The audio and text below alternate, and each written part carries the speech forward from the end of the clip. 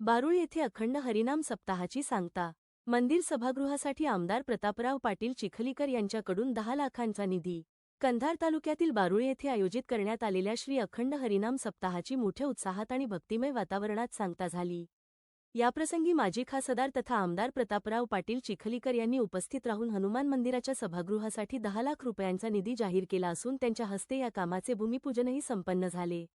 सभागृहाच्या भूमिपूजन प्रसंगी बोलताना आमदार चिखलीकर म्हणाले की धार्मिक आणि सामाजिक कार्यासाठी निधीची कमतरता भासू दिली जाणार नाही। सध्या 10 लाख रुपयांचा निधी दिला असून गरज पडल्यास आणखी 10 लाख रुपयांची तरतूद करून हे काम पूर्णत्वास नेले जाईल। या कार्यक्रमाचे विशेष आकर्षण म्हणजे हनुमान मंदिराच्या विस्तारासाठी आणि सभागृह बांधकामासाठी गावचे दानशूर व्यक्तिमत्व व्यंकटराव बोरले पवार यांनी स्वतःचे राहते घर मंदिर संस्थानला दान म्हणून दिले। त्यांच्या या दातृत्वाचे सर्व स्तरातून कौतुक होत आहे। ह.भ.प. लोंढे महाराजांचे काल्याचे कीर्तन सप्ताहाच्या सांगता निमित्त सकाळी 10 ते 12 या वेळेत ह.भ.प. शंकर महाराज लोंढे सोनमांजरी यांचे रसाळ काल्याचे कीर्तन झाले। या कीर्तनानंतर महाप्रसादाचे भोजन दान आयोजन करण्यात आले होते, ज्याचा लाभ हजारो भाविकांनी घेतला। या कार्यक्रमाच्या प्रारंभी हनुमान मंदिराचे अध्यक्ष मधुकर महाराज यांनी आमदार चिखलीकर यांचे शाल व श्रीफळ देऊन स्वागत केले। यावेळी माजी जिल्हा परिषद सदस्य धोंडीराम बोडलवार, माजी सरपंच अनिल सावकार, इटकापल्ले ज्येष्ठ पत्रकार एस.पी. जाधव सर यांची प्रमुख उपस्थिती होती। तसेच सरपंच व उपसरपंच, ग्रामपंचायत सदस्य, ग्रामविकास अधिकारी, हनुमान मंदिर व विठ्ठल मंदिर संस्थानचे अध्यक्ष सदस्य आणि बारूळ परिसरातील भाविक भक्त मोठ्या संख्येने उपस्थित होते।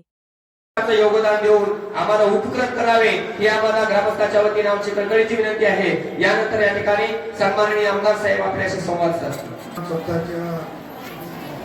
शेवटच्या दिवशी आपण त्यांचं कार्याचं कीर्तन ऐकलं। ते हरिभक्त परायण शंकर महाराज होते। महाराजांच्या सोबत आलेली सर्व टाळकरी, गायनाचार्य, मृदंगाचार्य, वेडेकरी, आपल्या वतीने मधुकर महाराज बालुकर, मानवराव पाटील मधले, लाटकर साहेब आणि चौकार इटकापल्ले आता सगळ्यांची नावं यांना नाही, सदाशिव चौकार, बालाजी पाटील, सर्व मंदिर समितीचे प्रमुख मंडळी आणि काल्याच्या कीर्तनाच्या निमित्ताने येऊन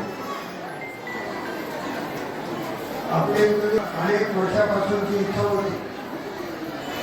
मला वाटते की व्यंकट सावकार बोरले पवारांनी जागा तो दिला पाहिजे म्हणून माझ्याकडे तसा प्रस्ताव आला आणि मी 10 लाख रुपये त्या मंदिराला अगोदर दिले।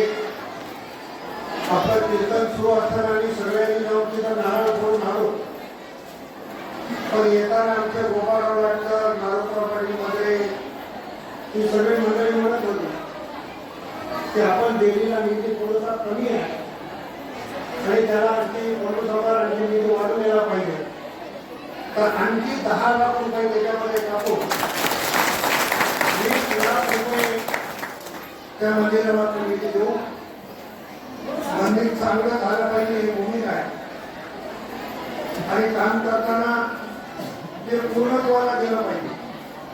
मधुकर महाराजांच्या मनात काय होतं की एवढ्या निधीमध्ये पूर्ण होणार नाही आणि जागा बघितल्यावर त्या लक्षामध्ये माझ्या आलं, म्हणून त्याच्यामध्ये आणखी 10 लाख वाढवून होते।